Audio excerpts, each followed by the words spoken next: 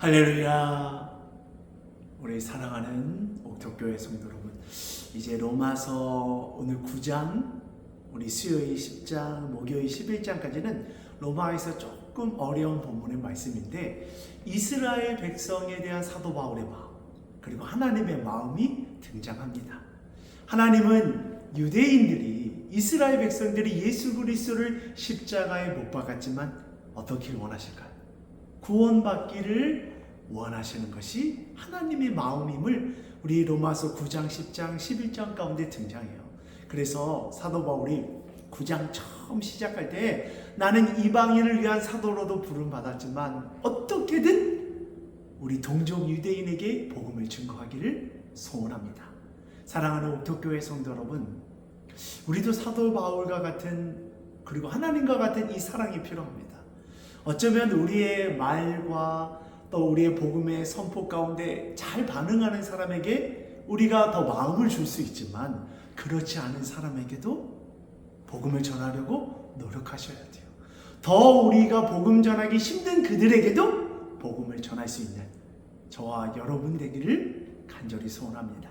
자, 그러면서 오늘 로마서 우리 9장에 한 가지만 말씀을 드리도록 할게요. 하나님께서 아브라함과 그리고 우리 리브가에 대한 얘기를 하면서 어떤 말씀을 하냐면, 아브라함은 두 아들이 있습니다. 첫째는 누구죠? 네, 이스마엘. 둘째는 이삭. 그런데 하나님의 언약 가운데 태어난 사람은 둘째 이삭이에요. 그리고 하나님께서는 그 이삭을 통해서 구원의 역사를 이루어갑니다. 자, 리브가도 마찬가지예요. 그에게 두 쌍둥이 아들이 있죠? 에서와 야곱. 그런데 첫째 에서를 통해 구원의 약속을 이루어가는 것이 아니라 하나님의 약속을 귀하게 여기는 야곱을 통해서 구원의 약속을 이루어가셔요. 이 말씀은 무엇입니까? 장자를 통해서 구원의 약속을 이루어가는 이 법이 깨어지고 하나님의 언약의 약속을 귀하게 여기는 사람을 통해 구원의 역사를 이루어가셔요. 이스라엘 백성만 택한 것이 아니라 이미 하나님은 모든 사람을 구원할 구원의 여정 가운데 있습니다. 그래서 이스라엘 백성이 하나님의 자녀이니까 구원받는 것이 아니라 하나님의 약속을 붙잡고 나아가야 구원받을 수 있음을 말씀해 주고 있어요.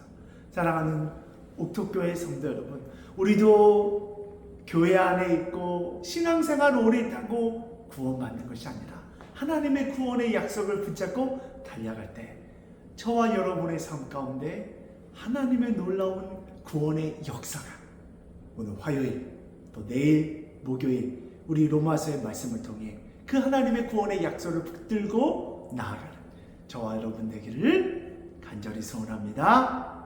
아멘.